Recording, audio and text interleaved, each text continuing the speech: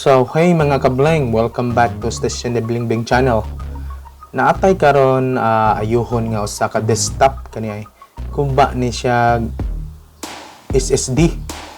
Ako na siyang na check few days ago niya akong findings ani is guba yang SSD. So akong giingnan ang tag-iya nga guba imong SSD. So iya ni decide siya mo palit og bag-ong SSD.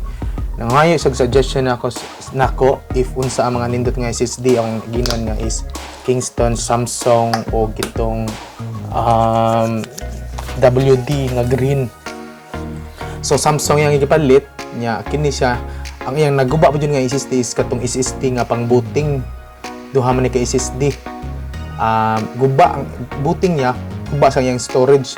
Daghan ni siya storage na siya hard disk, na siya duha ka hard disk nya duha ka SSD.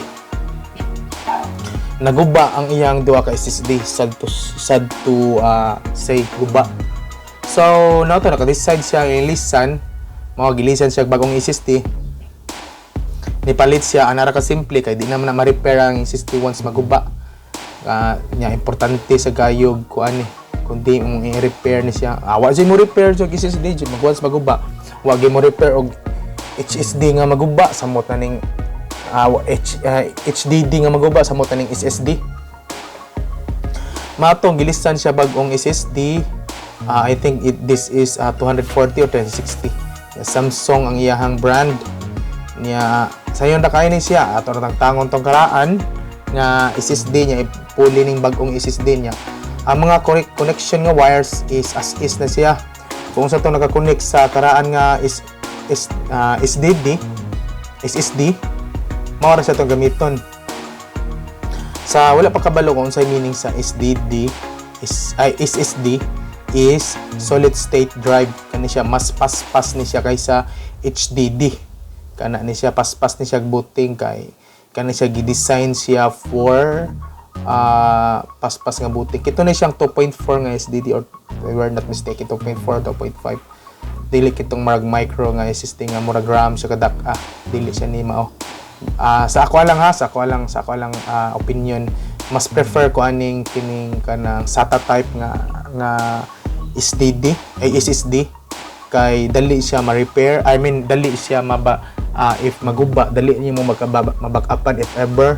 Dali sad nimo mabal-an ang issue compared atong murag RAM nga SSD is medyo mahal pud siya compared sa price niya. Kining SSD nga SATA type is dali ra sad siya mo if ever kanang naka-partition imong SSD dali sa kayo mabackupan nimo compared atong imuha gitong nakamurag RAM nga kadak kay di ka maka-backup di mo mabutang sa uban what if kung naguba ang imuhang motherboard niya. Need nimo kwanto mga files wala pa nagsara kay itong mga board nga mo support itong mga high-end itong nga board nga mo support og inatong nga dili SATA type nga SSD. So mao to atong gi-connect na ang atong bagong SSD niya. Wala jud ni siya Windows. Ang atong buhaton ni is atong i-format nato install nato Windows 10 atong install. So gigamitan nako CD-ROM nako, external CD-ROM kay mao man ni nako, mao sa niya akong convenient nga buhaton. So anara ka simple gud niya i-connect nato nya ipabuot nato since dili siya mobot sa pa long press sa pa first press nato sa keyboard di man jud ato lang i-reset. Anara ka simple nya reset reset ani is mubot na ni ang atong CD-ROM. Anara man next sa nakaani just like before sa ako ang mga previous nga video. Ang pag-reformat ani isa yan na lang jud kayo basta naalan jud kay bootable device like CD-ROM ug ang CD nimo for Windows 10 or the different or unsa pa nang OS ana nya imo lang i-boot na siya. Pwede sa USB nga imo nimo bootable install lang nimo mga imong OS dia wala sayo na kayo anara ka simple nya. Next lang kaani next ana nga imo rang pangbasahon niya dahil nakita nimo nga atong SSD is 200 kapin. I think this is 260 ni siya nga kuan 250 na arana 250 na Ethernet stake kini siya. Ya na siya bagong volume niya na ingon ang tag-iya nga ipa-upin na lang o delete ang mga ipa-upin na lang format ang karaan nga storage which is ang HDD. So atong gi-format ang karaan nga storage automatically once ma-format is ma-delete tong mga files nga na unsay so dito. Yeah. Ato sang gi-format ang kitong bagong SSD para ma-install na nato og bagong Windows 10. So ana ra.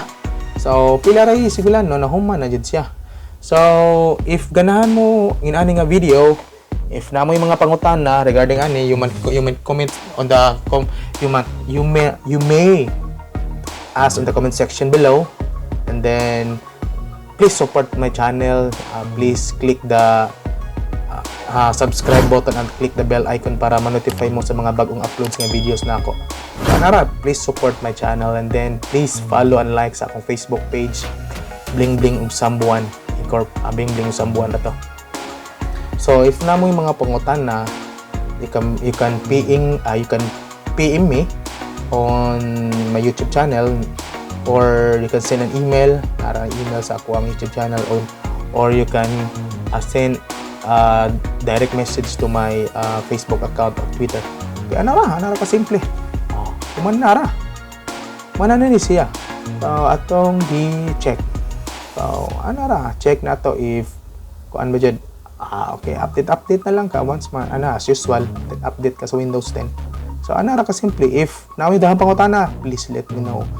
Kita-kits ulit sa next video. Hey mga kablang.